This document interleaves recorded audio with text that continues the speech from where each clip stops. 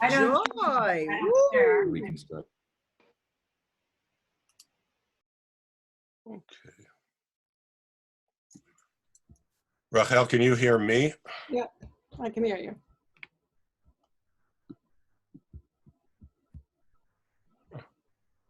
Can you hear me? I can hear you, so we're going to start.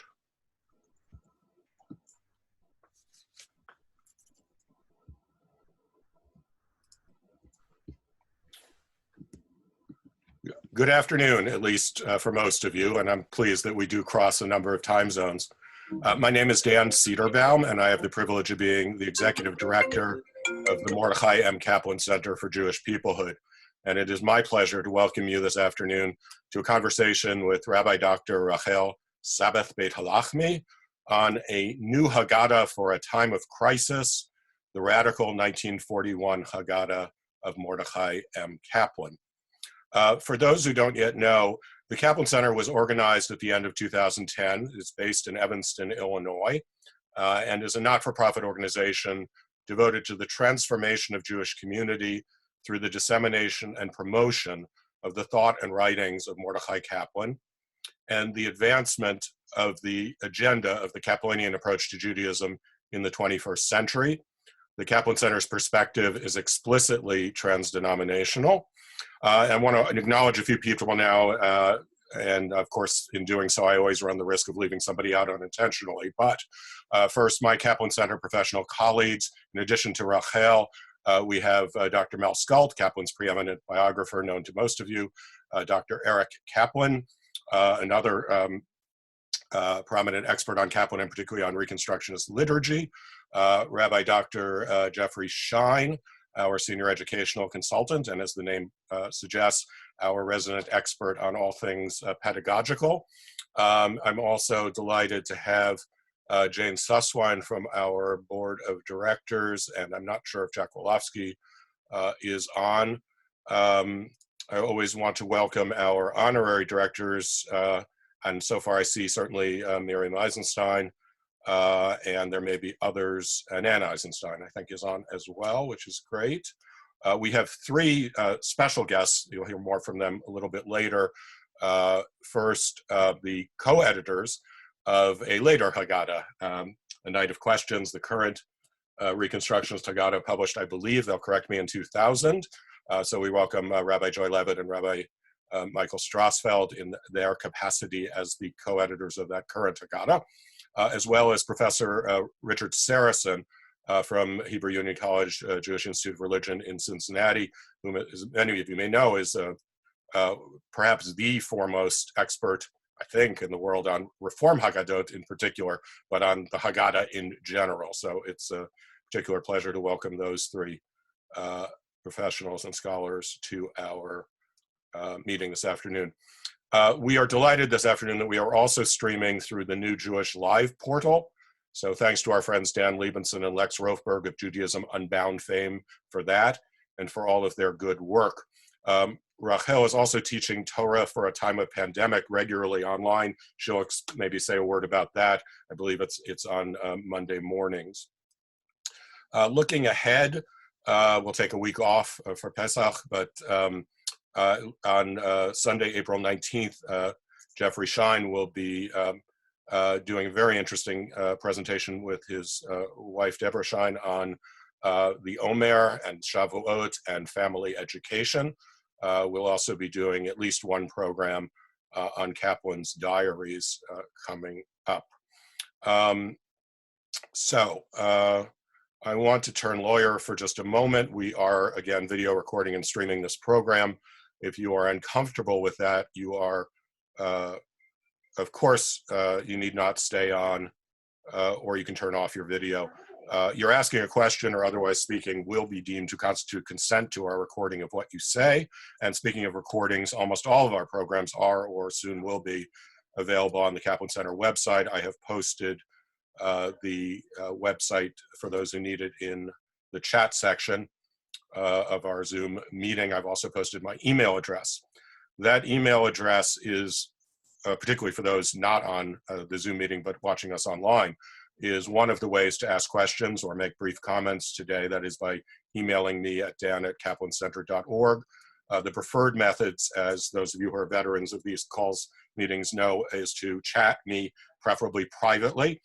You can do one of two things. You can either simply ask to be recognized, in which case I will do that. Please do not use the virtual raise hands function, which some people are familiar with. It's just very hard for me to keep track of that in addition to everything else. So I prefer if you would just chat me and either say, I have a question, please call on me with a name, or better yet, as has happened many times, just chat the question or a brief comment and I will read it. Unlike the last couple of weeks, we will pause from time to time. Rachel is going to be in charge of this to take questions and comments as they come in, rather than holding them all for late in the call. We have blocked out 90 minutes total, so that means if you're in the East, I guess 4:30, 3:30 Central Time, etc. But we're happy to stay on. I think of it sort of like the end of a formal ending of a in-person conference or a presentation, panel presentation, where the speakers are happy to hang around a bit and answer additional questions if folks would like. So turning to our wonderful featured presenter, we've had Shaul Magid the past 2 Sundays, and now we have another of my favorite rabbi PhD people, Rachel Sabbath Beit Halachmi. She is one of my favorite people to work with, and I do it a lot, and for good reason. Many of you have seen her biography that we've sent around, but just I'll just touch on a few things briefly. So Rabbi Sabbath is a very well-known thought leader, institution builder, strategic innovator, a published author, and an amazing public speaker. She is completing 2 books for publication. She is, among other things, a senior fellow of the Mordechai M. Kaplan Center for Jewish Peoplehood. She's also currently serving as the director of content for the recently launched international project, Our Common Destiny. And many of you know her from her important roles before that at Hebrew Union College, Jewish Institute of Religion, where she was National Director of Recruitment and Admissions, an assistant professor, as well as President's Scholar. Previously, she was the Vice President of the Shalom Hartman Institute in Jerusalem, where many of you probably first encountered her teaching. Rachel was ordained at HUC in New York in 1995. She's also earned a PhD in Jewish philosophy from the Jewish Theological Seminary, and she is an alumna of the Wexner Foundation Graduate Fellowship. So turning now to our, I think, very interesting topic. As early as October of 1935, the year after the publication of Kaplan's magnum opus, Judaism as a Civilization, and the year in which the publication of the Reconstructionist Journal began, Rabbis Mordechai Kaplan, Ira Eisenstein, and Eugene Cohn, joined by an important fellow traveler, namely Rabbi Milton Steinberg, began work on creating Reconstructionist liturgy. The first 3 became known famously as the Father, the Son-in-Law, and the Holy Ghostwriter. They were joined, at least for some of the work, by 2 other JTS ordained rabbis, less known to history now in this area, but they were Ben Zion Boxer and Leon Lang. One of the questions we want to look at today is, why did the Haggadah come first in terms of Reconstructionist publications? My colleague Eric Kaplan has suggested to me, I think primarily based on long interviews he did with Rabbi Ira Eisenstein, that a version had already been in use at the SAJ. And the important, I think, thing about doing a Haggadah, as Eric points out, as opposed to a Siddur, which of course would come 4 years later in 1945, the first Reconstructionist Shabbat prayer book, is that they are designed for individual purchase, not congregational purchase, although it could be by congregation, but you didn't have to depend on congregational purchases or congregational-wide agreements to use a Haggadah. In any case, the Haggadah was published in 1941 under the auspices of the newly organized Jewish Reconstructionist Foundation, which, as many of you know, was incorporated in 1940, in large measure, I think, originally to oversee publications such as such as that, such as this one. Just to go very briefly, as Rachel requested before turning the mic over to her fully. Again, we have lots of experts on the call, but just to remind folks, Kaplan lived from 1881 to 1983, obviously an enormously long, rich, and productive life. He was born in a section of Lithuania, came to America when he was about 8 years old, went to City College, was ordained as a rabbi, one of the last at what we call the Old Jewish Theological Seminary, just on the cusp of Solomon Schechter's arrival between 1902 and 1903. Kaplan was ordained in 1902. He famously went to work at Kehilat Jeshurun, which remains, of course, a prominent Orthodox synagogue on the Upper East Side in New York City. He received not only Orthodox smicha, but smicha from one of the great rabbis of Eastern Europe, Yitzhak Yaakov Reines, in 1908, while on his honeymoon, which of course is a whole interesting historical episode all by itself. And then in 1934, as I just mentioned, he publishes his first real book. He's worried because he's 53 now, Judaism as a Civilization, and everything moves very quickly from then on. So with that, I will pause for a good long time and turn things over to Rachel, who I hope is unmuted. Wonderful. Thank you so much, Dan. What a pleasure to work with you, with all of you. And some of you I've known for a very, very long time, and some of you I've worked closely with, and some of you are, as of today, new friends as we take this very interesting historical journey, which is very interesting for this particular moment, because in fact we know that the hour in which Kaplan is thinking and creating this first set of liturgy, which of course leads to the new prayer books, etc., are coming at a time of enormous upheaval in the world, and upheaval and concern in terms of the Jewish community. In fact, the same day that, as we'll see later, the same day that that Kaplan is talking about publishing this Haggadah, he also talks about how he sees that the Jews of the world are likely to be utterly destroyed. And so it's, in historical perspective, it's a very complicated thing to imagine what American Jewry knew of what was happening to the Jews of Europe at that time. But we do know that Kaplan was very much engaged in this concerns and question, and for him the crisis that he's responding to is the decrease in connection to Judaism of American Jewry at that time.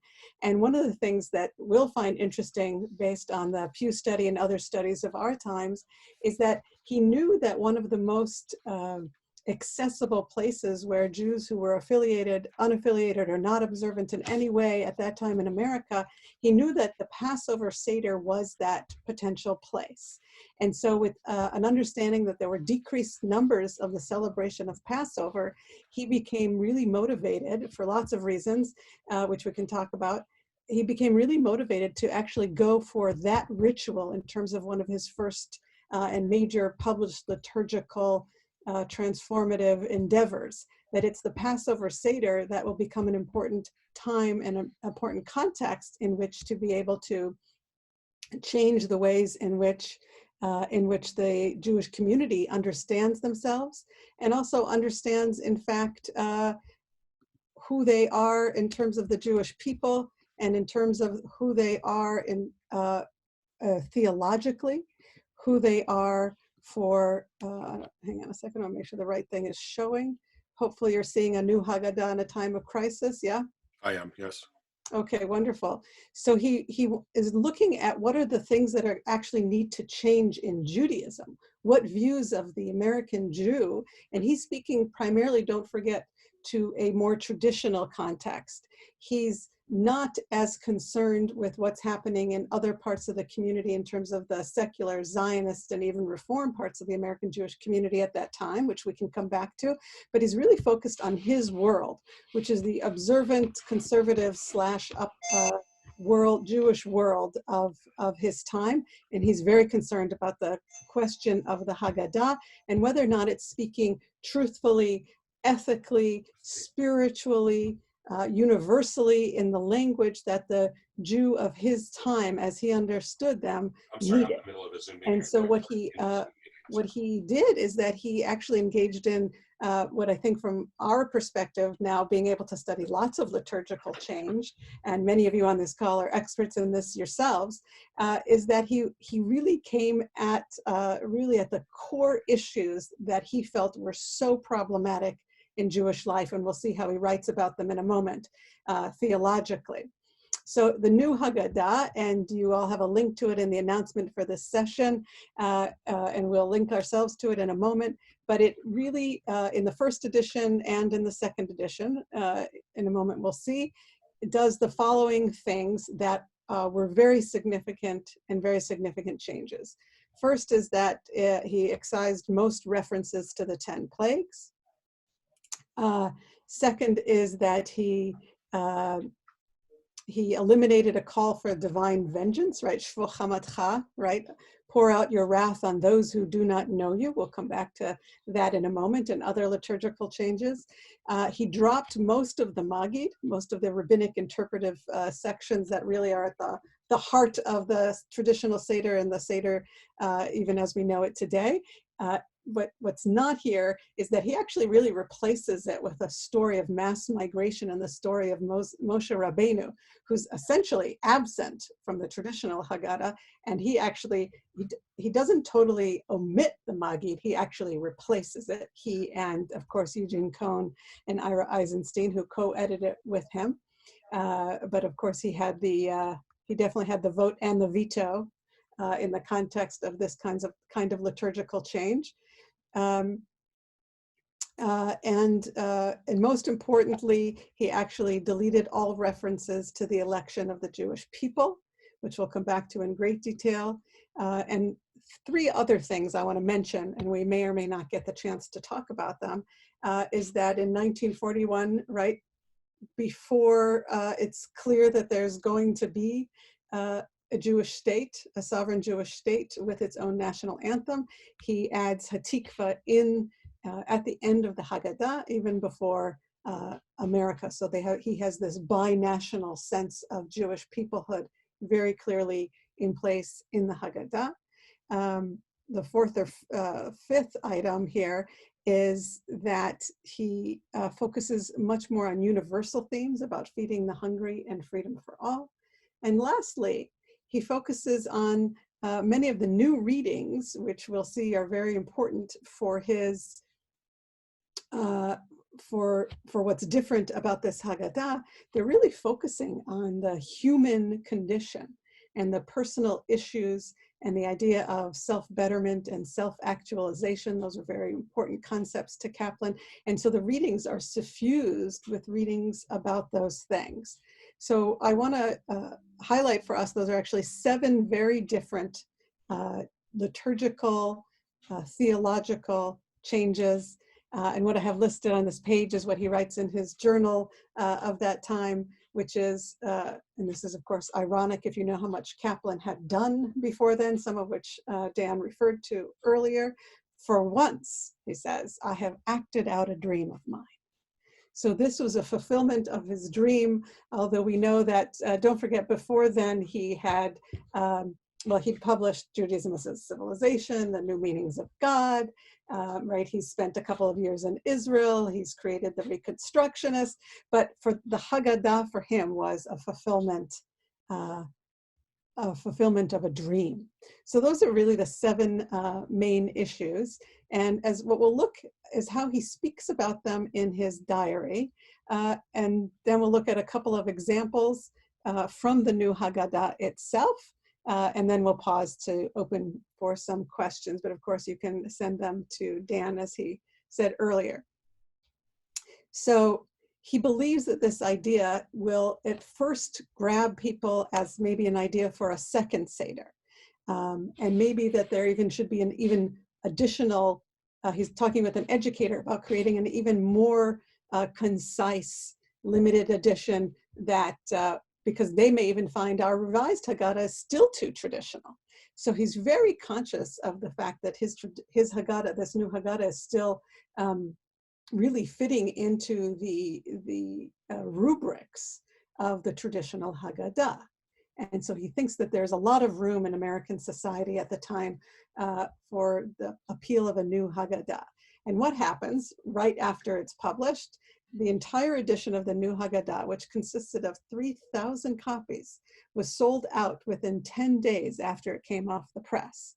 Last Sunday, there appeared a vicious attack on it in the Jewish Morning Journal. Come back to the various attacks later. And here's what he says. Personally, I am satisfied that this gave me an opportunity to bring out into the open the issue of the chosen people, right? That becomes one of the core liturgical change issues, ideological issues, and of course, theological issues that characterizes much of Kaplan's work in liturgy and in theology. We can have many long conversations about that. But what's fascinating is what he says in his journal here is, so he was able to bring out into the open, right, to really address it head on, this issue of the chosen people, of chosenness. And then he writes the following: it will be even harder to give up than the doctrine of revelation, although the latter is one of the three cardinal principles of Judaism. Right, so he finds that actually, if you think about Judaism as a whole, right, and creation, revelation, and redemption as the three core aspects that he's most likely referring to, the cardinal principles, that chosenness seems to be even harder for people to give up. And this becomes the source of the attack on him already with the publication of the Haggadah. And as we'll see, it becomes the core issue because of which, when he publishes the new prayer book in 1945, becomes the core issue around which he is excommunicated, which we'll also come back to in a moment. In the meantime, another fascinating entry from the Haggadah and from the responses to it. The elimination from the Kiddush in the Haggadah, the reference to being a chosen people, has called down upon me. Wait, I want to pause here and say all of these selections from the diaries and all of the notations and all of the history behind them are with great, great thanks and a debt of enormous gratitude from all of us to Mel Scult, who for years and years has been swimming in the sea, like swimming in the sea of Talmud. Mel has been swimming in the sea of the Kaplan diaries for decades. And he has brought forth to the public view now 2 volumes of the Kaplan diaries, soon to be 3. I'm actually publishing a review. We're working on more events and reviews and publications about the 3 volumes, but I very much encourage you to read them, and you'll see how they will give you much strength, even for or especially for the hour that we're in terms of the pandemic, of a crisis, and also as we approach Passover. So back to the journal entry of April 29th, 1941. He writes, the elimination from the Kiddush in the Haggadah of the reference to our being a chosen people, which we'll look at carefully in a moment, has called down upon me the vociferous protestations of the great do-nothings who command positions of spiritual influence in Jewish life. So, in case we didn't know how he felt about those who are criticizing him, they are the great do-nothings, which actually becomes the title of a wonderful paper by Jack Wertheimer called Kaplan versus the Great Do-Nothings, about the debates around the Haggadah. You can see I have a reference to that here. So it is called down upon me the vociferous protestations of the great do-nothings who command positions of spiritual influence in Jewish life. I anticipated the storm which has broken loose and which may develop into a hurricane, right? So little does he know in 1941 that in 1945 he's going to be faced with excommunication around these issues. And here's something that Wertheimer doesn't quote. A lot of people don't quote what we go on to see here, but I think it's important, especially for this group, to be able to hear the rest of what he says. But I had to dislodge from the Jewish mentality an idea which was bound to be the most obstructive in any growth, reconstruction, and progress in Jewish life.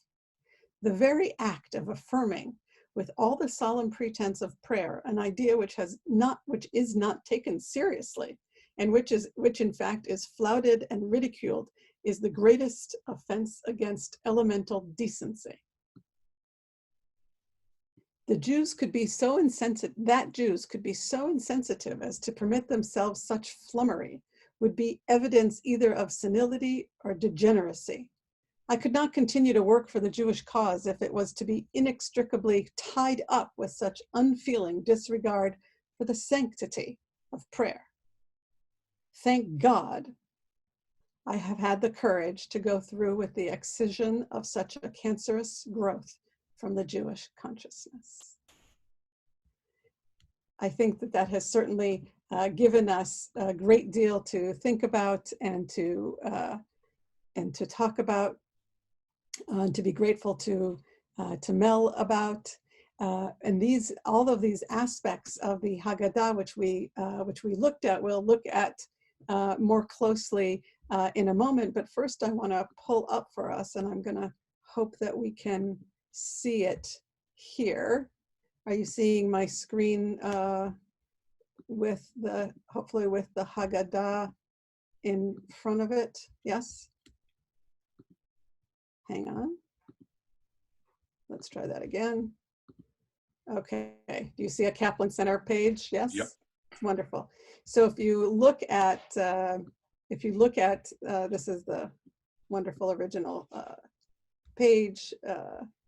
Did somebody on this screen, Dan, show us that they actually have an original version as opposed to this revised 1942? I think so. People were sharing a little before you got on. Okay. But some of us have 1942, as you know, some of us have 1941. So I just want to, if you have the 41 one, I'd love it if you showed it. I think the covers and everything are pretty much the same, correct?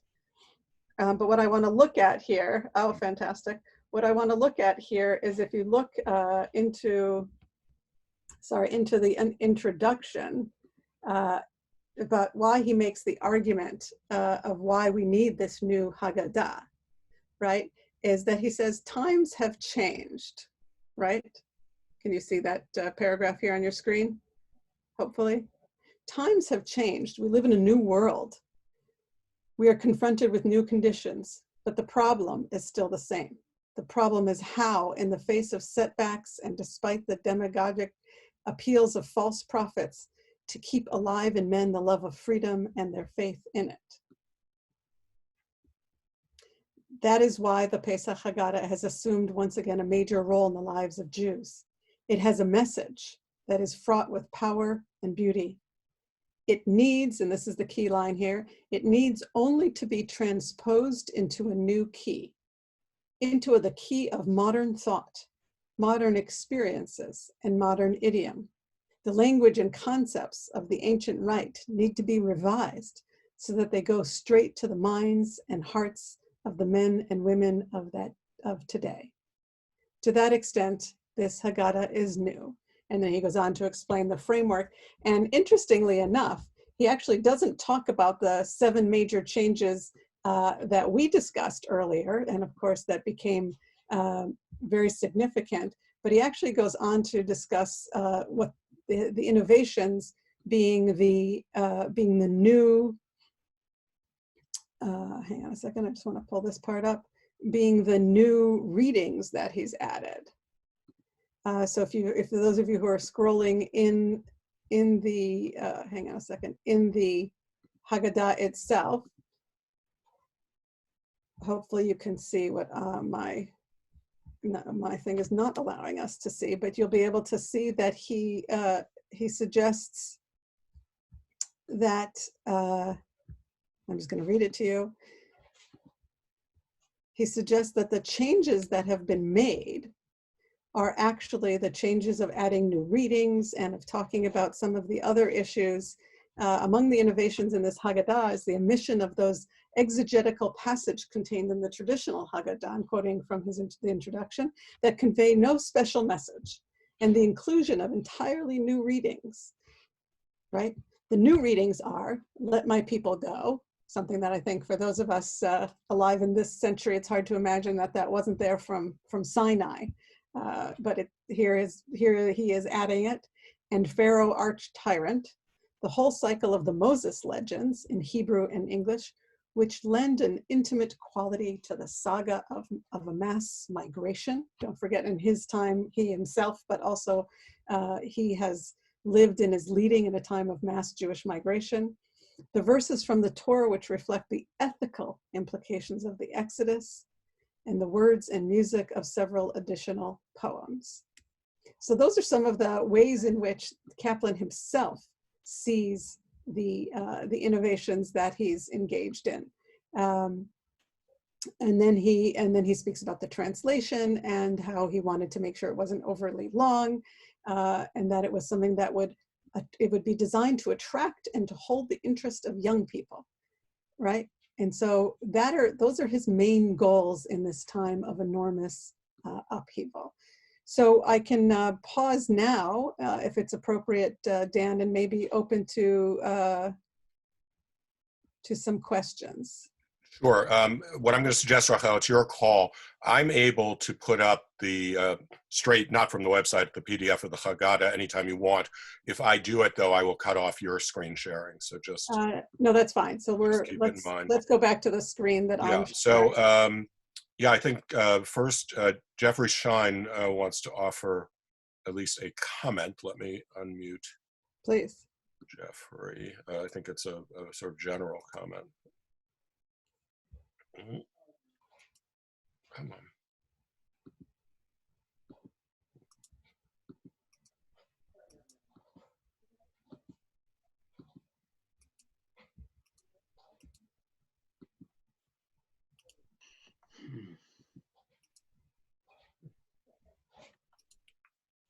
Sorry, this takes a few minutes. I'm unmuted now, Dan. Oh, you are? Okay. You had to be a partner. Well, you unmuting and my letting myself be unmuted. Thank you, Rachel. This is fascinating and very, very stimulating. I was struck when you mentioned the power that Kaplan attributes to Pesach and the tradition of the Seder, that he also begins, actually before, even in Judaism as civilization, he's struck by the Haggadah itself and the pedagogy of the Haggadah and the power of questions. And that is very much a guiding inspiration for what some people will be experiencing if they join my wife and I. This isn't a commercial, it's really an intellectual comment, but it is true that we are inspired by Kaplan's writing in 1972 an essay saying that an innovation that's absolutely necessary for Jewish life is the creation of the Shabbat Seder, and modeled on the Pesach Seder. And it's really in that spirit that for many years, my wife Deborah and I, with family and friends, developed all sorts of Haggadot, as it were, packages of materials. And I know Gail Schuster's here, so she lived with that innovation in her own home as well. But the spirit of going back to Pesach, drawing out of its ability to engage and ask questions, is extraordinary. So we try to apply those same methodologies to reinvigorate the traditions of counting the Omer and unorphaning the great orphan of the Jewish Machzor Chagim, Shavuot, which gets lost for all sorts of reasons. So, and my wife wants to add quickly. Yeah, and we've done that with our Reconstructionist congregation here. We base it on an understanding of multiple intelligences. But apropos of this, I just was struck that Kaplan's attraction and sense that Pesach can draw in ways that other holidays can't lead him further to suggest that we ought to keep experimenting and finding out what it is about Pesach and the tradition of the Seder that can continue to inspire. Thank you. Thanks. So from our friend Abe Klott, for Rachel, what were the two other cardinal principles in addition to Revelation that you referred to? Oh, creation, redemption, revelation are usually the three cardinal ones. And of course, Rosenzweig has 6, but I'm going to resist going into a whole class right now on Jewish thought and theology. But I do want to respond to the previous comment and also refer us all to Eric Kaplan's wonderful book where you can find a lot of the, I hope you can see it. Can you see it? Yes. From Ideology to Liturgy, about to be republished by Hebrew Union College. Yes, wonderful. I know that, From Ideology to Liturgy. And he actually says something really important that I left out. There are many things we could have added to our list of 7 major things that are unique to the Haggadah and which make it different. I want to make sure I'm showing the list here. Is that and this is in the words of Eric Kaplan, to increase the accessibility of the Haggadah, musical notation was included for its major songs, and English text was edited so that it could be understood even by children. But I want to point out that the idea of adding the simple musical notes really created a context in which he was allowing American Jewry to have full access to the music and to the main parts of the liturgy that are sung, quote unquote, traditionally. But I would say that was very significant at that time until today, when there are thousands and thousands of options of ways of, creating your own Haggadah. And of course, now that we're all on screens this Passover, it's going to be very interesting a year from now to look back. The Shana Haba'ah, those of us who engage in this are going to be able to do a whole review, liturgically speaking, of what happened in this hour of crisis. But the other thing that Eric says here in this book that I want to highlight is that the changes that Kaplan makes in the Haggadah is in a clear foreshadowing of the sensitivities that were to characterize all of Kaplan's subsequent liturgies. The concept of Israel's chosenness was removed from the festival Kiddush. Statements concerning the rebuilding of the Temple of Jerusalem and the advent of a personal Messiah were eliminated from the Birkat HaMazon. And the issue that we'll also get to, the Shvo Chamatcha passage, which calls on God to punish the nations that do not acknowledge God's sovereignty, was also removed, as were the recitation of the 10 plagues and the Dayenu verses concerning the drowning of the Egyptians in the sea, the killing of their firstborn, and the Israelites receiving their possessions, right? But one of the things that was different, and this is interesting to note, especially as we sing Dayenu and think of Dayenu differently this year, what Eric Kaplan notes is that different from Kaplan's other liturgical changes in the Dayenu, he still maintains the splitting of the Red Sea, right? Redemption, he maintains it, and the revelation of Torah at Sinai. So the fact that he's maintaining those phrases in the Dayenu actually is good background to that journal piece that we just read, right? About that giving up giving up chosenness. Here he says it will be even harder to give up chosenness, right, than the doctrine of revelation.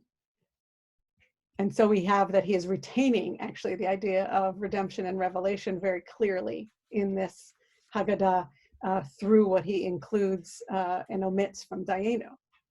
Go ahead, Dan. Other questions? Yeah, well, I just want to add, in my favorite example, I just confirmed, right?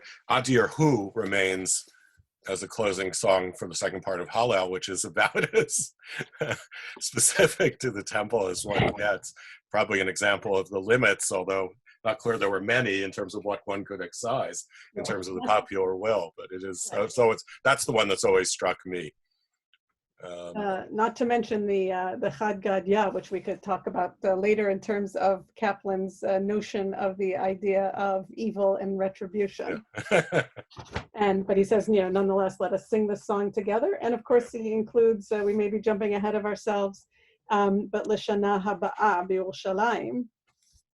And he includes the rebuilding of Zion and the redemption of Israel, at least in the revised edition. And here we have Hatikva before America, my country, 'tis of thee. So back to take a couple more and then we'll go back to Rachel. Our friend Rabbi Robert Tabak has a comment on history. Robert, Bob, are you on? Yes, I'm on.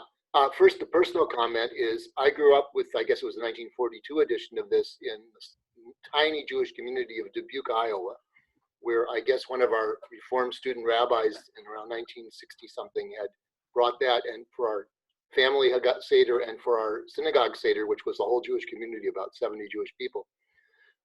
So that's what I grew up with. And before I knew there was such a thing as Reconstructionists, I knew about that Haggadah.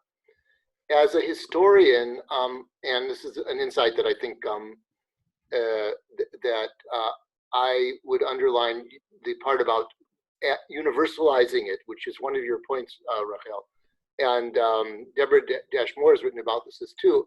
I just want to emphasize the timing of this is that coming out not only during the Depression, but during the period when before either Russia or the United States were in World War II, the Nazis were winning in Europe. The full scale of the Holocaust, what we call the Holocaust, was not known, but everyone knew it was very bad for Jews in Poland and other places. To write both optimistically and also to talk about people can be enslaved more ways than one, and to universalize some of these values at a time when there were, I think there were not that many texts that did that, was quite an accomplishment. And the other thing I just point out is just, I think in terms of the publishing world at that time, I'm not an expert, but from my own work on Jews, American Jews between the wars, there weren't that many kinds of Haggahs. It's not like today. I mean, there were various versions of Le Maxwell House kind of Haggadah, which is the traditional Haggadah with some English. But aside from the Reform Union Haggadah from 1920 something, there were not a huge variety of quote unquote modern Haggahs that looked at all at in any way at taking this ancient text and applying it to a modern situation. So I put those two pieces into the accomplishments as well. Absolutely. I just want to add there, if I can, that the Reform movement has in 1907 a Haggadah, which is a much abbreviated edition, where it also limits the Maggid section. The 4 questions become 2 questions. There's no drops of wine. There's no next year in Jerusalem. In the 1923 edition, there's an engagement in some of these liturgical changes that Kaplan thinks about later, and they already add America, right, my country, 'tis of thee, to it.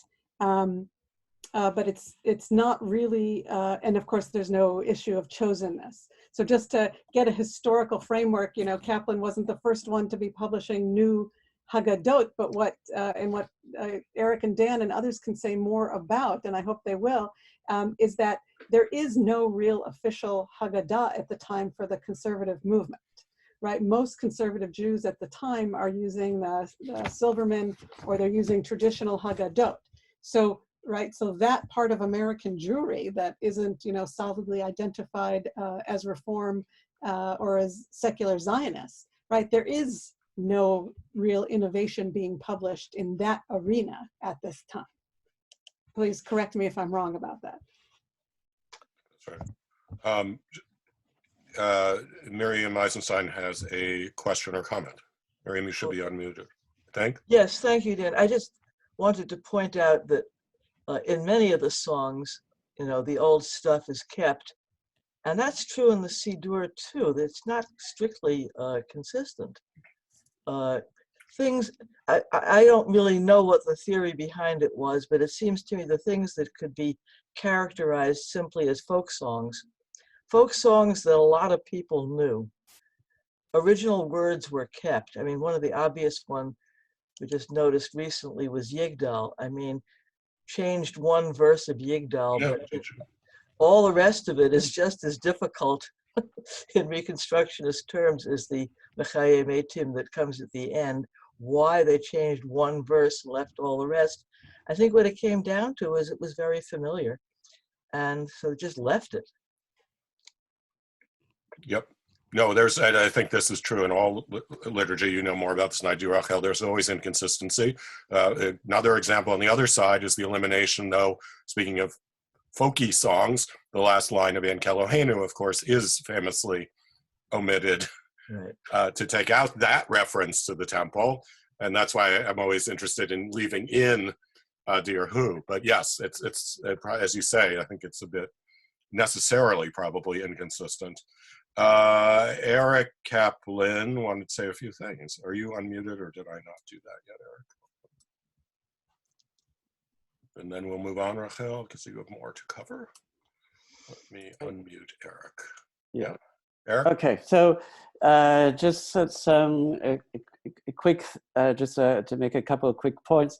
In the Reconstructionist Journal, in the edition of April 18th of 1941, Kaplan does publish a much more complete piece in which he describes the motivation behind the Haggadah and says a lot more about specific changes that he makes and why he makes them. And included in that is actually a statement about the Reform Haggadah and what he thinks is good about it and what he thinks that is lacking. If there's time, we can get to that at some point. In terms of the timing of why the Haggadah comes first, again, the Reconstructionist magazine is very informative there. And again, in the edition of October 7th, 1938, there's a record of the proceedings of the Summer Institute. And in those proceedings, they say that on Shabbat morning, Eugene Cohn basically ran a kind of experimental Shabbat service in which not only were some additional texts added, but some actual changes were made into the actual wording of the liturgy. And afterwards, in the afternoon, they had a conversation about it. And in that conversation, the people who were gathered there gave tremendous pushback on it. And it leads, I think it's Ira who writes this up because Kaplan is in Israel at the time. Ira writes that based on this discussion, it has been concluded that we will continue just to work with supplementary readings and not to make any changes to the actual text. And then when a year later, when they actually publish a collection of supplemental readings, the editorial there again says specifically that they're doing this instead of doing real liturgy changes because of that previous conversation. And then in terms of why there's a 45 prayer book at all, in the same article that he published, lifted up here in 41, introducing the Haggadah, in the realities and values thing, they mention that it's sold out, that it's sold to 3,000, that it has sold out to 3,000 copies. And then they write, this convinces us there's a hunger for eloquent, aesthetically pleasing, and exciting liturgy in other areas of Jewish ritual and tradition. So I think the success of the new Haggadah led them to think that there might be more of a market for the other things.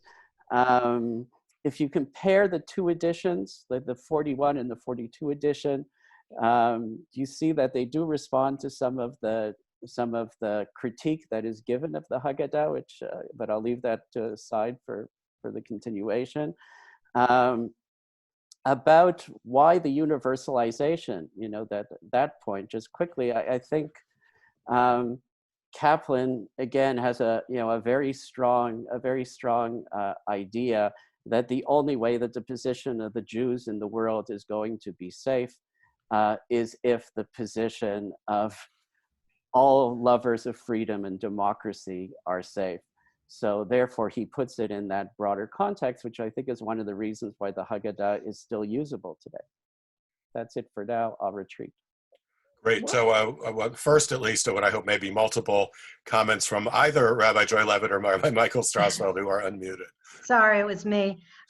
Just Bye-bye. to Miriam's earlier point about popularity, I once had a conversation with Ira about this very issue and asked him why, despite I understood the theological need to change chosenness, that in the one thing that every kid who had a bar mitzvah knew, which is the Aliyah Torah, he felt the need to change it.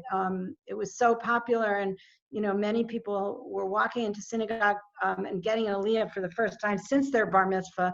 Why change that very popular thing? And Ira said, exactly. No one who's been in synagogue, no one who's not been in synagogue since they're 13 has the right to come up and say they're chosen. Thank you. That's awesome. Wait, Joy, do you still hold by that coaching? I say Kirvanu.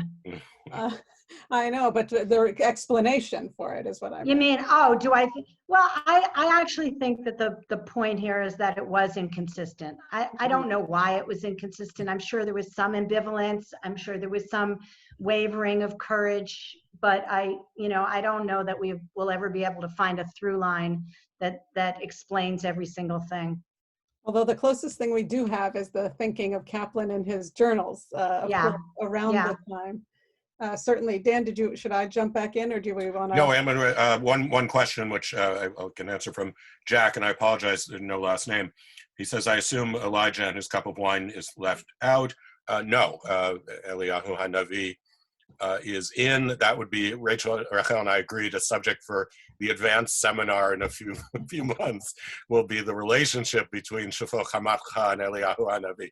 For the moment, let's just say Eliyahu HaNavi, cup of Elijah and singing, is there, with one small change, which I've debated with some old-time reconstructionists for a long time. The word, for those who know the song which sing many of us Havdalah, Bimheira b'yameinu, speedily in our days. The word b'yameinu is dropped.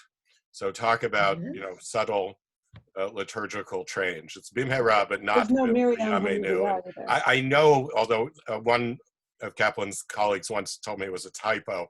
If it was a typo, it was repeated over and over in various publications.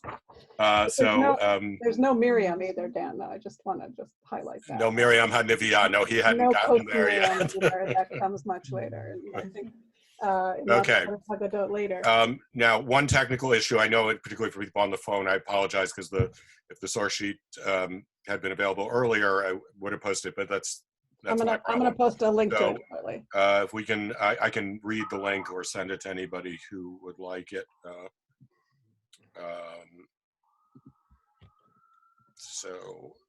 I'd hate to make you talk and do that at the same time, but if you want to.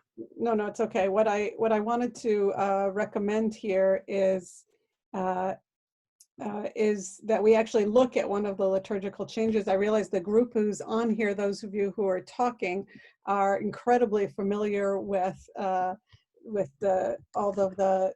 many of the liturgical changes that happen, but not everybody is. And so I wanted to just look at this key one since it's relevant in the Haggadah, and of course it's relevant elsewhere as well. Is this question of chosenness as it appears not just in the Torah blessings as Joy referenced earlier, but how it really appears with actually with full force, if you think about it, in the Yom Tov Kiddush, and certainly if you add to that this question of Passover. I'm just getting a link in just a second. Hang on, I'm just getting the link to put in the chat, and then you can all look at this easily with me. Is if you look at, I'll move to the sheet there in a moment. There, I put a link to it in the chat for those of you who are on Zoom. But for those of us who are looking at the documents on the screen, hopefully we still have the same document on the screen. There we go. Is that we have his Kiddush here in the new Haggadah is in the English translation of its time is preserving actually something that wasn't preserved necessarily in earlier editions of Reform and other Haggadot, is this idea of distinguishing in the Kiddush whether it was being said on Shabbat or not. But the Feast of Unleavened Bread is referred to here as the season of our liberation from bondage, and the English for the Kiddush is that thou hast quickened within us the desire, right, instead of Asher Kidshanu, right, quickened within us the desire to serve, right, in joy and gladness. And I think that's a powerful way of understanding this this Kiddush and this change, right? Chag HaMatzot, right? L'sason, Chag HaMatzot hazeh. Zman Cherotenu Mikra Kodesh Zecher L'Yetziat Mitzrayim Ki Otanu Keravta La'avodatecha, right? So that's where we're going to see. I think it's except for the Reconstructionist publication, Eric, correct me if I'm wrong, and obviously don't forget the Haggadah was piloted a number of times at SAJ before it was published. But that language is appearing, right, for more Jews who are showing up at the Passover Haggadah, certainly than are showing up to SAJ or any other shul using the Kerev Tanu language at an Aliyah. So if you think about it, this is its real debut. And of course, for those who may not be familiar with how it's being changed, here's the chosenness factor that's in the traditional Kiddush of Yom Tov and other places, where we would normally be stressing there that we've been chosen from among all peoples and exalted above all nations, right? Is that how it's usually translated? And we've been, and again, we say it toward the end, we've been chosen above all nations to sanctify God in this particular way. So that's a good example of the liturgical change. Right. We talked a little bit about the omission of Shvo Chamatcha and the omission of the 10 plagues. Before we do that, I want to say, just say one of the, in terms of the arguments and how it was received, one of the first responses, within a very short period of time, he gets, of course, from Professor Louis Finkelstein, his, what can I say? His partner in dialogue, his student, first of all. His student initially, but also his biggest and loudest critic for much of his time at the seminary. Anyway, so here's what he writes in a group letter to the faculty. This isn't just, orally or to Kaplan himself or just to the editors. The term Haggadah itself is quite a misnomer for your book. It is, if you will, a new Passover service, but a book which omits drasha, right, the Magid section, drasha, or rabbinic interpretation of the biblical verses, has ceased to be a Haggadah. For the word Haggadah is a technical term applying to the interpretation of a biblical text. So just in case we had any concerns about what one of the first remarks about it was, but when Kaplan summarizes actually 10 days earlier in his journal what the main arguments are that he's received, is first of all, the new Haggadah is bound to have a destructive effect because it's being issued by someone of such great influence in Jewish life, right? And then he of course, his comeback is, as many of you might imagine, there are plenty of other less wise people who have as much greater influence who are doing nothing, right? Who don't put their views out into the open, and at least he's being honest and being influential. And then, of course, there's the concern that if you have a new Haggadah, as we always hear about new liturgy, you're bound to create anarchy, right? And there'll be no end to the anarchy. The third main argument is that it will, Jewish unity will suffer. And of course, his answer to this, which is significant for some of the other points that have been brought up, he says, if freedom means anything, it calls for diversity in unity, which is fascinating because it's the same language that's actually being used by a major international project right now, right? Diversity in unity. And he says there would be greater and deeper unity in Jewish life if every Jew could observe Seder with a Haggadah entirely his own, right? So he's actually encouraging what we have now, which is the production of new Haggadot for all of our households. As fourth out of the 5 main arguments that he's sharing in his journals that he's often hearing, is that, and this is about election, chosenness, the repudiation of the traditional doctrine of Israel's election is a greater departure from normative Judaism than even the reformist omission of Zion from their Haggadah. In answer, I developed some of the ideas which I am at present trying to formulate concerning the doctrine of Israel's election, which we see lots of other places. And then the 5th is that the recital of the Haggadah is intended to create a mood and not to be taken too literally. Right, so Kaplan's concerns that, as we saw in the journal, that he really needs to like take this cancerous growth of these things that people don't really believe out of the Haggadah. The argument back is, don't worry, nobody takes them literally anyway.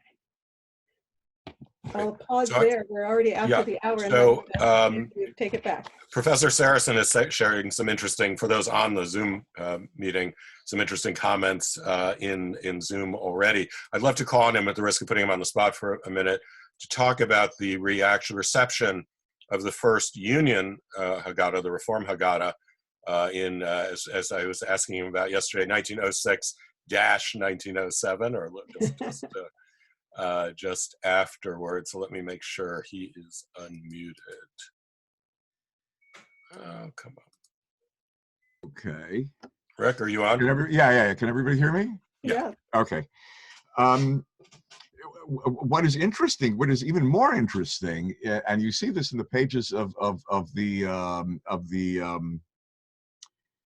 CCAR yearbook, is that even is while they are working on this first Union Haggadah, there is a whole range of opinions here. This relates also to what I put up there about the inconsistency in modernist liturgies. There are people who are more radical. There are people who are less radical, even within the Reform movement of the early 1900s. There Until are people, today. and it's still the case today. But I mean, but we tend to caricature the reformers of the 1880s, 90s, and 1900s as all radicals. They weren't. That was only a particular group. And so there was, a lot of backing and forthing about how much is taken out, how much is left in, how much, if you will, feels Jewish about this.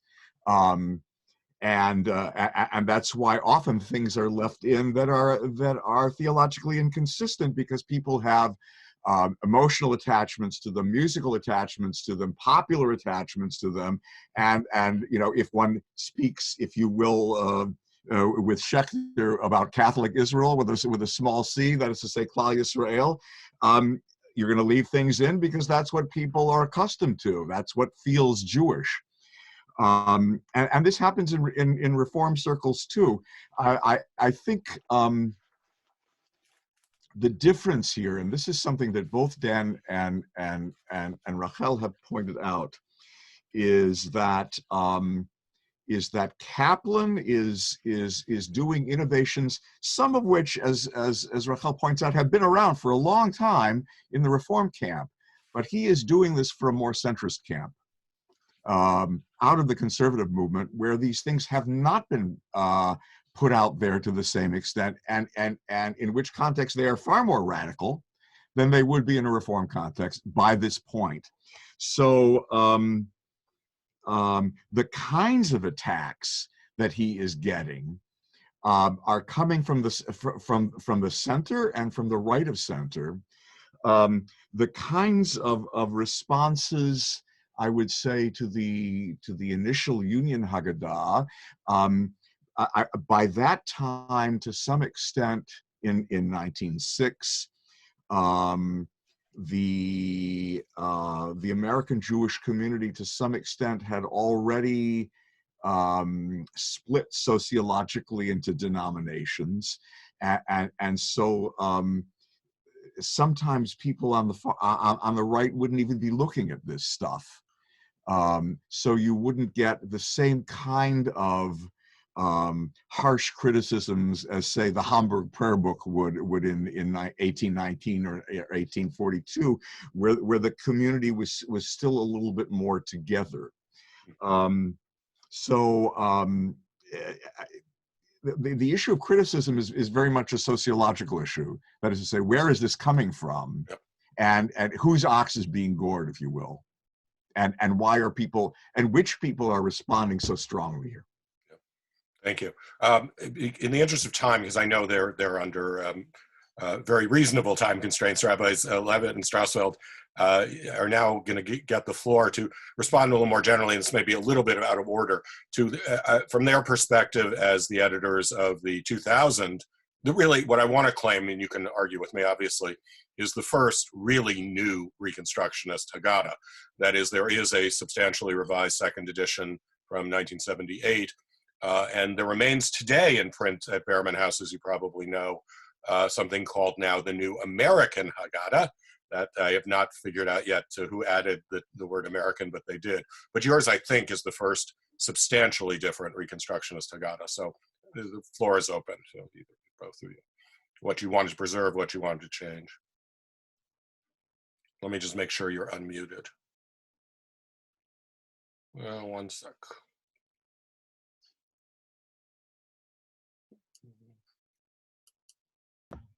Okay. Should be on. There you go. I mean, one thing I'd really like to know about that second edition, and Mel may have the answer to this question. We were told that Ludwig Nadelman reinserted the plagues literally on the way to the publishing house, that it had not been agreed upon, and that somehow it got snuck in the 11th hour. I don't know if that's true, Mel, or if anybody has heard this before. Yeah, I do know this because Rabbi Nadelman of blessed memory was my rabbi, my parents' rabbi. He certainly had a lot to do with it, whether it was without, and I just noticed, I just flipped through the introduction. I don't think he's really acknowledged. I take it for granted that he's there because I heard him lead Seders and other things from it, but I'm sure I believe he did it. The question is, let me unmute Mel, who knew about it. Mel, do you know? No, not sure. No. Not sure, yeah. Anyway, it is interesting that particular thing got put back, and as I understand, it was just that, and I think it was, kind of a marketing thing. Like by that point, no one could really imagine a Seder without plagues, so they needed, they weren't going to sell. It wasn't going to sell if it didn't have, at least that touchstone. Yeah, that one. Okay. So any thoughts you want to share before you go about what did you want to keep, what did you want to change, to what extent was it in your mind as you were working? Well, that famous comment, now you'll tell me, about the rabbi who was accused by his congregants of not following in the footsteps of his father. Who is it? Well, it's an apocryphal. It's apocryphal. Well, we all quote it, right? Quotes. And he said, no, I do exactly what my father did. He didn't do what his father did, and I don't do what my father did. I always heard it quoted by Simcha Buna, Michael, but I'm going to go with you, Rachel. that's what I got. I mean, But he quoted somebody else, for sure. Every non-Orthodox Jew quotes this, but I think we very much were respectful about the 41 prayer book Haggadah, in the sense that we understood that it was a Haggadah for its time, and it was willing to make radical change, and the changes that we made were different. I can talk a little bit about some of the fights we had. Michael reminded me of one that we lost in the prayer book commission. I thought you meant between you and. Well, we'd happily talk about that. We'd been like stuck in the house together for a month.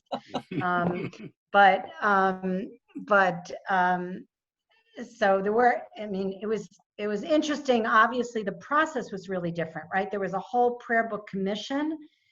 It wasn't three men sitting in a room making decisions, or four. It was really movement wide, and it had to go through a lot of process. So we didn't always get what we wanted.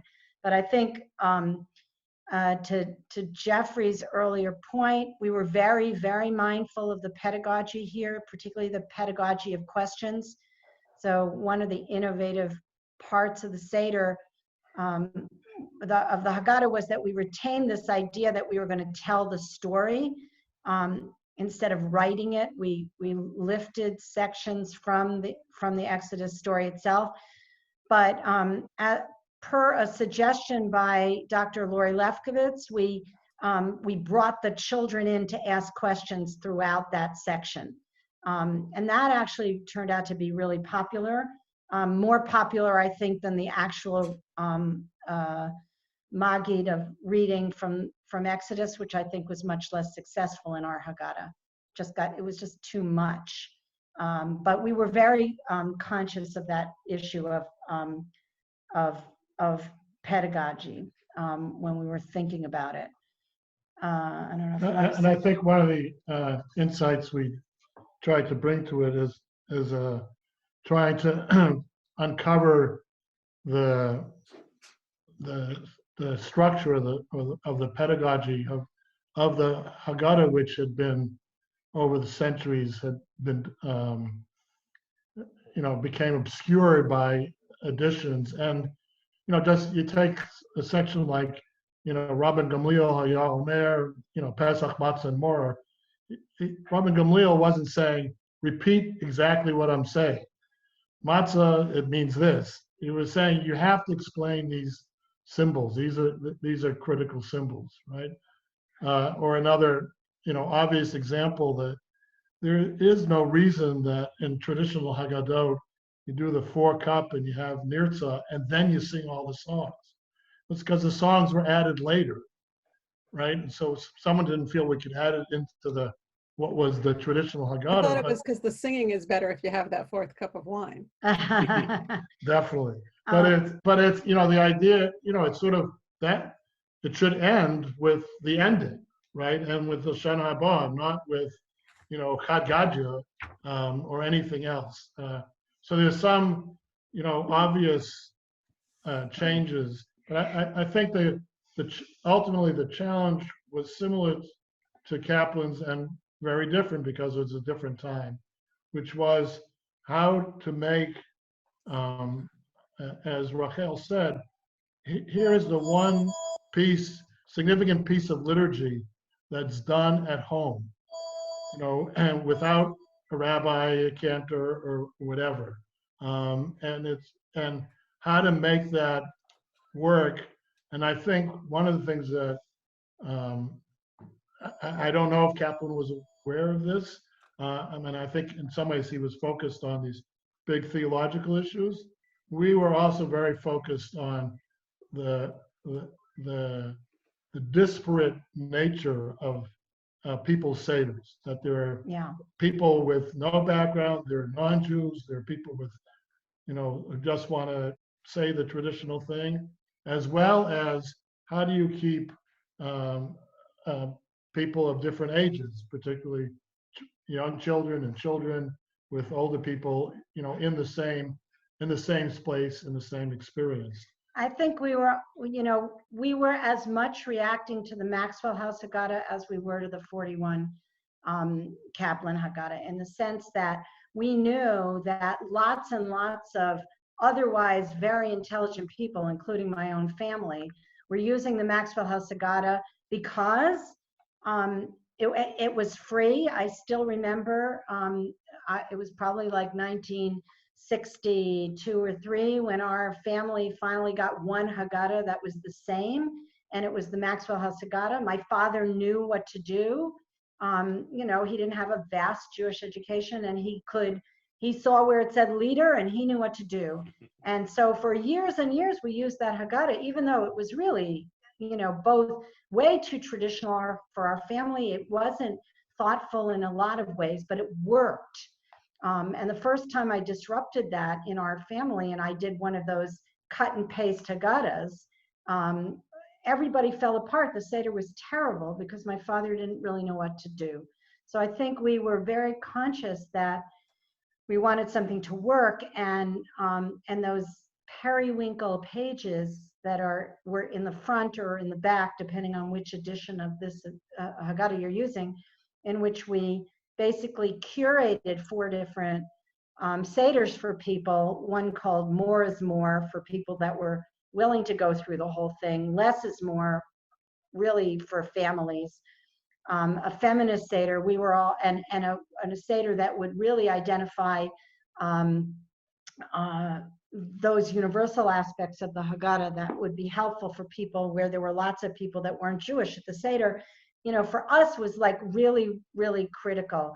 We also, I think, were reacting somewhat negatively, and I'm not sure how I feel about this right now, but we were reacting somewhat negatively to these children's Haggadahs that were very prevalent, because we noticed that families were using them and then not switching, not graduating from them, because the tradition of using the same Haggadah was so important.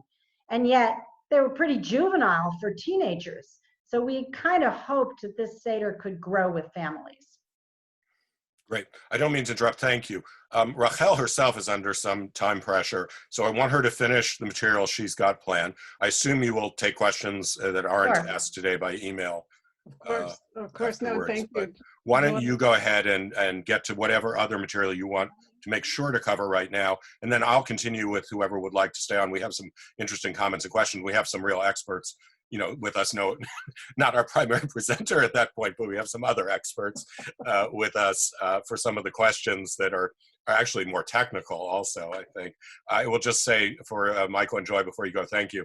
But also, in case you haven't seen it, our friend Rabbi Fred Sherlander-Daub has sent you a lovely tribute in the chat forum. So. Thank you.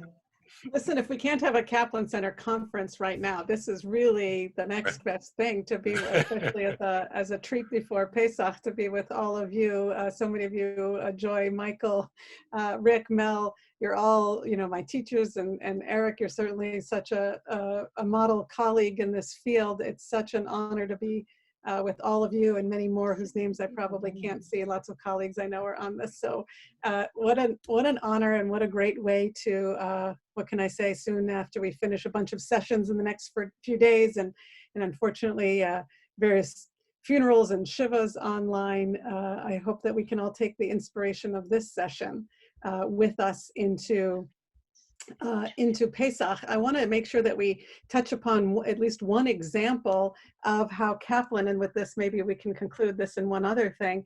I want to make sure that we touch upon just one example of a reading that I think is so characteristic of one of the ways in which Kaplan approached the idea of freedom in this new Haggadah.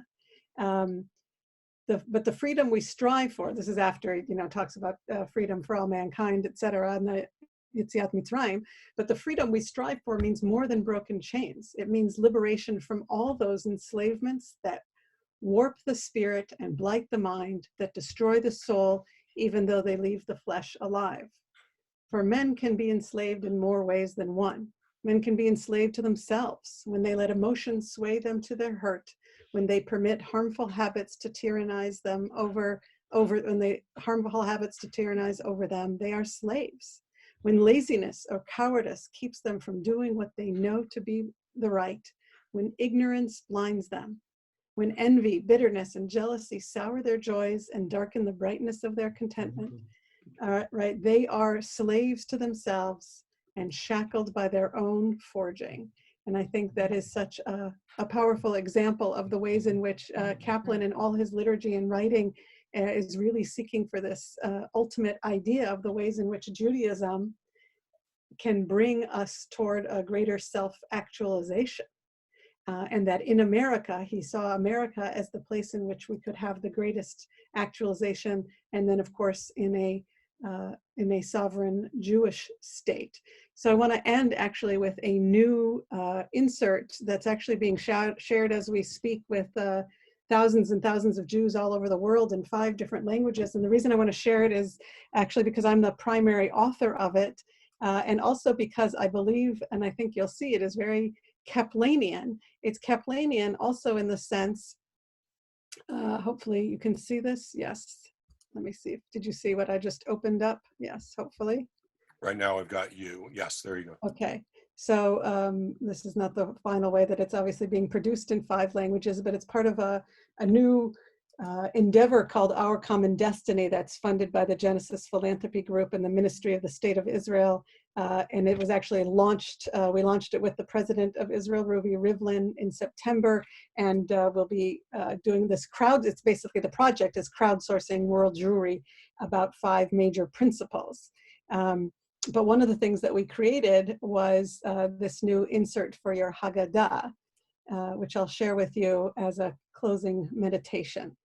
As we hold up the matzah this year, this is the bread of our affliction, halach ma'anya. This is our shared story of suffering and freedom. As we hold the matzah this year, whether with our families or completely alone, may we experience our connection to the story of the Jewish people, to our values and to our shared future. As we partake in this bread of memory and hope, may we never forget our Exodus story and our promise to ourselves that even in our new, more limited freedom, we will not stand by when others are suffering. Let all who are in need know that we are with them. As we ready ourselves to eat this hard bread of affliction, let us also prepare ourselves to respond to the suffering and isolation all around the globe.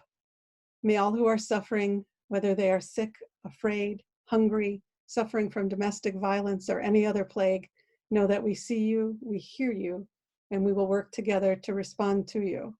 May all who are mourning find comfort, and may we collectively find ways to console them.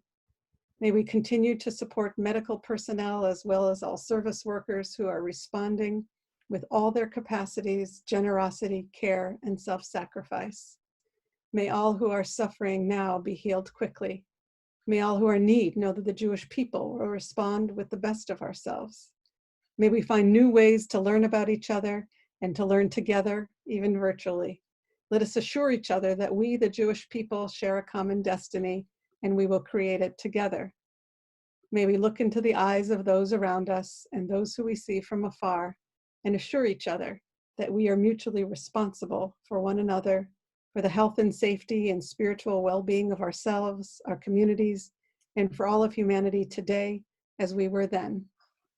This year we are here, we are broken apart, but next year may we find new beginnings, new commitment to each other, a new wholeness, and a new common destiny. Amen. Amen. So Professor Saracen at least has asked for you to share these documents as soon as they're, and I'm sure we all love to see them whenever they're public. So you, with that, we're not going to end right now because there are some questions. Malskal has a comment. I'm going to excuse anybody, obviously, who needs to leave. Not that I need to do that, including first and foremost with our great thanks and a hearty, as they say, Yishar Kochech to Rabbi Dr. Rachel Sabbath Beit Halachmi for this wonderful presentation. And then, you know, as people stay or go, we'll wish you, obviously, Chag Kasher v'Sameach, however you read that. I'll just say, have a sweet and liberating Pesach. So again, people, no formal ending yet, but please feel free to exit the room quietly as you leave. Mel, you had a comment as we begin to wrap up. Oops, hold on, Mel, you need to unmute yourself. No, somebody is fighting with me. Okay, yeah. Mel. I want to highlight and emphasize the notion of Passover as the celebration of freedom, which is so central to the Haggadah. What I would like to say is that it was revolutionary.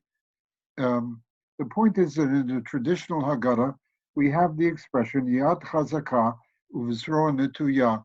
In other words, the traditional meaning of Passover is the celebration of God's power. And the element of freedom is there, of course, but it's not as central as Kaplan makes it. And we take that emphasis on freedom for granted. And I would like to say that that is a revolution in terms of the meaning of Passover, and that it comes from Kaplan. a few minor, very minor points. You mentioned, Rachel, are you still there? Yeah. Yeah, this meeting with the faculty, it lasted 2 hours. They put Kaplan on the carpet. He had nobody to support them. And then he went down to the shore.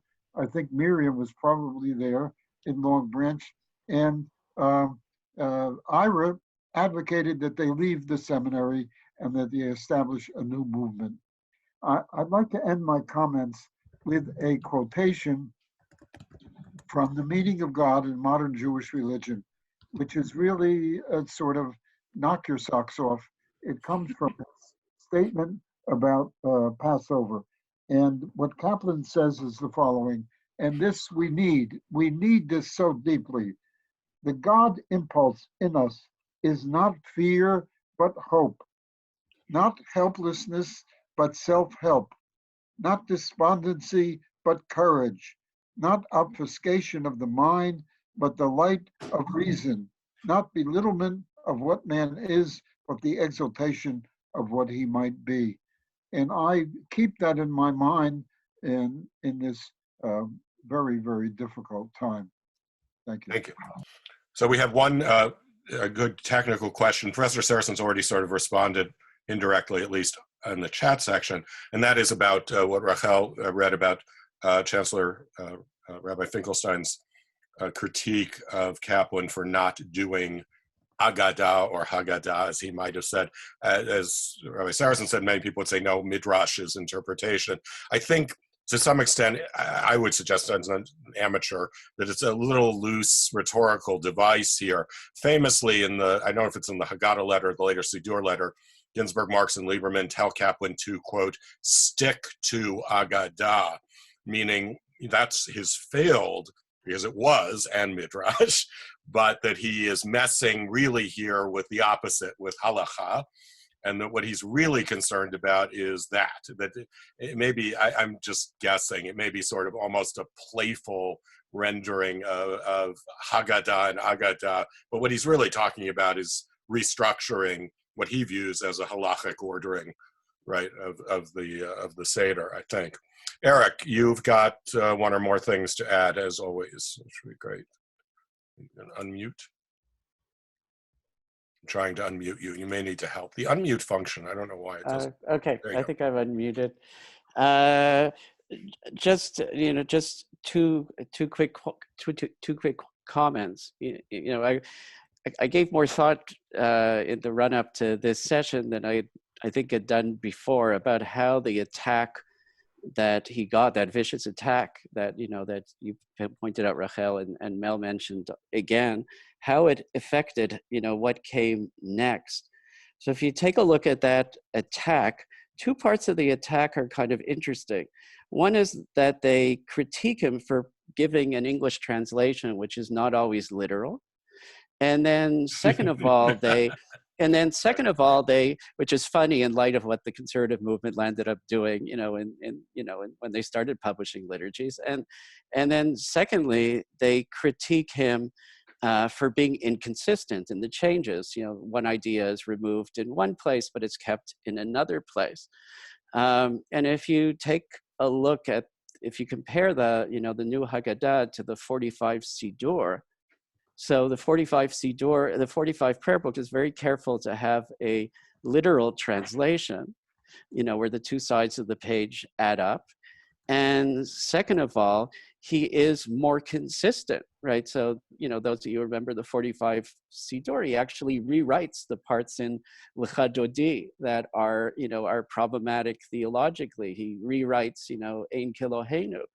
And I can't help but wonder if, part of that difference between the 41 liturgy and the 45 liturgy is somehow, an overall response to the attacks that he got, and it how it impacted him.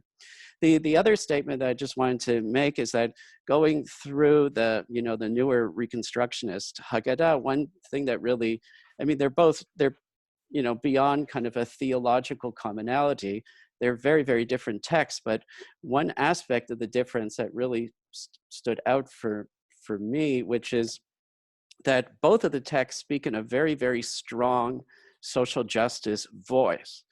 In the Kaplan Haggadah, right, there's all those, beyond all the English readings that Rachel pointed out, there's, you know, all the quotations about all the times, you know, that the Exodus is mentioned basically to impart a moral message. And then in A Night of Questions, so much of the commentary places social justice right at the forefront, and you know, almost every commentary by Rabbi Tova Spitzer and, you know, multiple other things.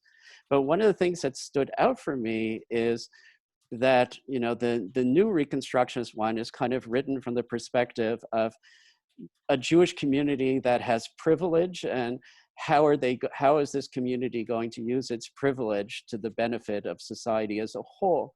Well, the 41 Haggadah is definitely written from the perspective of the Jews as part of a community of the oppressed, and to me, it makes for a very different type of reading, reading experience. And I couldn't help but wonder whether, from a liturgical standpoint, even if we are a community that has much more privilege than we did 70, 80 years ago, liturgically approaching it in the more Kaplanian voice might be more powerful. Eric, let me ask you, as to the first part of your remarks, do you think it would be fair to call ironic the fact that the 1946 so-called Silverman Siddur, rushed into print to counter the Reconstructionist Siddur, is famous for the lack of consistency between the Hebrew and the English? Yeah, I mean, the whole response that the JTS faculty writes to him, I mean, I just really still can't get over the fact that they feel like they had to tell him that karpas is not parsley, but it's celery. You know, that is just like so ridiculous and petty. But on the other hand, you see that if you compare the revised edition from 42 to the one that came out in 41, so he does change the mistake that he'd made with getting the wrong Ramban Gamliel, and he tries to address one of the points that they made about the non-alignment of the English and the Hebrew. So in Adir Hu, right, where it has the reference to Yivne Veto, beforehand they didn't have it as his temple. Now they've returned it as his temple, but they have a footnote that says temple means land of Israel. But he didn't do anything about the karpas, which I think is fantastic, because he would have made that kind of really such a silly little comment to make. You know, I'm glad that he thought that wasn't worth dealing with. Joy or Michael, do you have something to add? Yeah, I was struck by that last comment, and you know, it is. I mean, the difference in the economic situation of the Jewish community in 41 and today, and you know, and if you're privileged, often you don't think you're privileged, you know, just because it's just the way it is. But one thing I wanted to say is I may not see it that way, but I felt that one of the things that we did, which I think was to Kaplan's credit and was just referred to, is that he actually changed the liturgy. He rewrote the Hebrew. And too often, not only is it a question of, is that really the translation?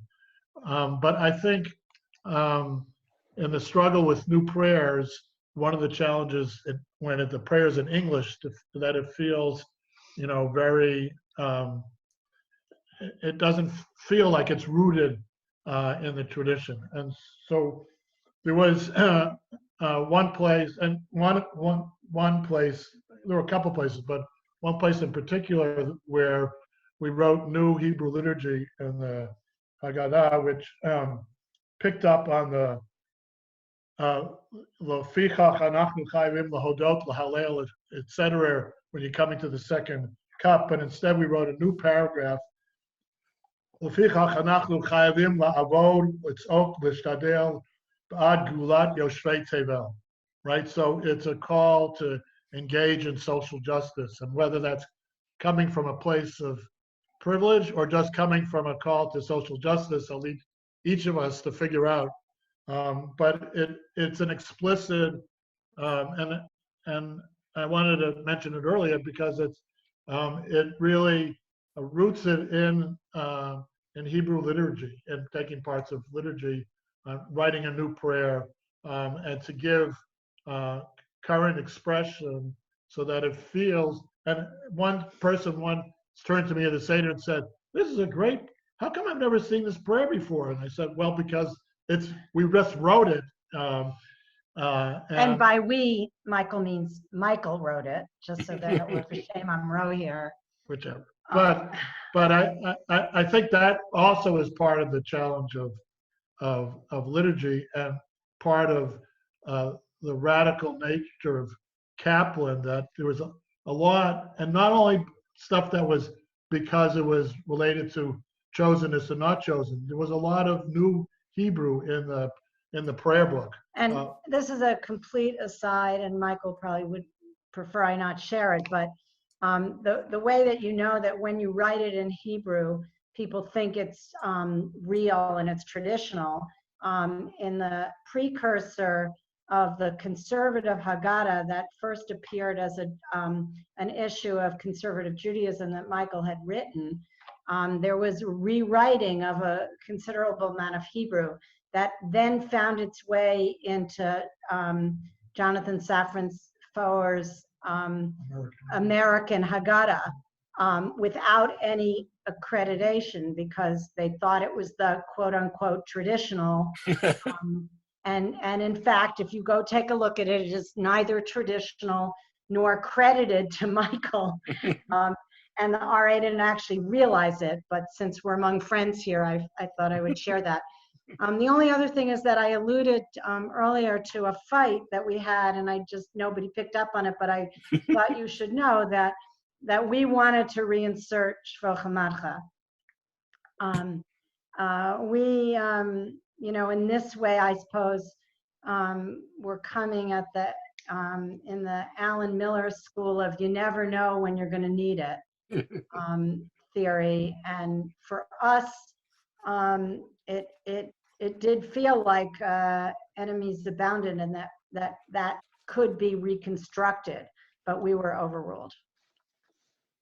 Yeah, on that point, I'm always, you're probably well familiar with it, but one of the Hartman Haggadot, speaking of one of Rachel's former positions, adds, and I think this is well known, they put in, because it's very traditional in many ways in terms of the Hebrew text, so they have Shvoch HaMatcha, but then they add Shvoch Achavatcha, yes, which is a medieval piece that they didn't write, and Noam Sion, that they found in a medieval text attributed, I think, to Rashi or his descendants. Yeah, we've never been able to find it. That's actually, it's not. That's an urban legend. Well, that's it's a lovely text. At any it's like anything on the internet. If it sounds too good to be they true, put it in print. I've got it in front of me. I want to just touch on one other thing. I'm still looking for questions. And this is for Professor Saracen primarily. I want to introduce it this way. So I'm, as may be obvious, always fascinated by denominationalism in these things, or sectarianism, if you will. So what I'm curious about, and maybe you want to comment generally, or maybe from the Reform perspective particularly, is I'm never sure whether some of the controversies we're talking about today for both Kaplan's Haggadah and the 45 Siddur are more about the fraying relationship between orthodoxy and the non-Orthodox, particularly within what we call the conservative movement that was more or less co-ed, certainly in the 40s, or where they're really largely about internal struggles to define conservative Judaism, which, as I just said, I think is becoming, but not quite fully, co-ed in the mid 40s. And we also hear, of course, when we get to the excommunication, which should be a subject for a whole other meeting, have the question of a dispute within Orthodoxy, because the Union of Orthodox Rabbis of United States and Canada, or as they like to be called, I suppose properly, the Agudas HaRabbanim, are struggling for their own authority because they are losing out to modern and centrist segments of Orthodoxy, and they're trying to say, we matter. So I'd love your thoughts on that, and also back to the, I think you touched on this a little, but I remain fascinated also by how Kaplan draws down, I know you answered this in terms of context, but Kaplan draws down the wrath of people in a way that the he would acknowledge very important radical reformists of liturgy, namely within the capital R reform movement, do not. So the question becomes, why not burn Minhag America, or why not burn the Union prayer book? I'd be curious to hear you on that. Sure. Okay, the two parts. In the first part, I would say yes to everything that you said, Dan. I think all of those things are going on simultaneously in terms of what was going on there. This is a case where it's not simply one factor. And I think that also relates to some extent to the why Kaplan was so vilified. In part because Kaplan had very good Orthodox credentials in terms of where he came from. And then he, yatz l'tarbut ra'ah, as far as some folks were concerned. I think you always lash out more strongly and feel more threatened by somebody who's closer to you. It's partly the family dynamic, if you will. There were, again, in the 19th century, there was certainly a lot of criticism from Leeser and criticism from, the Treifa banquet and what, sort of what broke, one of several factors that broke Wise's goal of a united Minhag America, which really was never going to happen anyways. But I would say, again, most of that stuff within the reform movement happened in the 19th century. Whereas what was happening again in the 20s, 30s, and 40s of the 20th century was precisely, as you point out, some of these identity issues within the conservative movement, and even more broadly, I would say, within the Eastern European portion of the American Jewish community, and how it was sort of segmenting out. And again, there were portions of the conservative movement that were strongly allied with traditional Judaism. Again, at the seminary, think of people like Lieberman and Finkelstein, and others, and particularly the next generation, who again were more interested in something that was more American. And Kaplan identified certainly with and that group identified with Kaplan. I should point out, by the way, that Kaplan was very, very influential among a number of Reform rabbis in the 30s, 40s, and 50s, and beyond. So again, Kaplan is remembered in some respects as, the one who Agudat Yisrael went out and spat on the Siddur and so on and so forth. But Kaplan was a model for many in the Reform rabbinate, who identified heavily with that kind of interpretation, non-supernaturalist interpretation of Judaism as a civilization. So it depends on the perspective that you're looking from. Yep. Any closing thought? Thank you. I think we've got all the questions. Thank you all again, and have a wonderful, joyous Pesach. To be continued. Sameach.